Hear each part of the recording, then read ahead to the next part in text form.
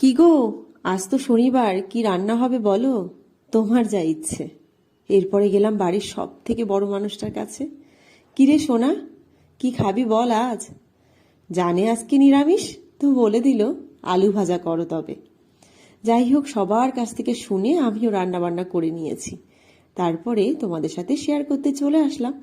আজকে নিরামিষের দিনে কি কি রান্না করলাম সেটা একটু তোমাদের সাথে শেয়ার করি। প্রথমেই গরম গরম ভাত, আর তার সাথে করেছিলাম একেবারে শুকনো লঙ্কা ভাজা দিয়ে আলু সিদ্ধ মাখা। গরম ভাতের সাথে কিন্তু এরকম আলু সিদ্ধ ভীষণ ভালো লাগে।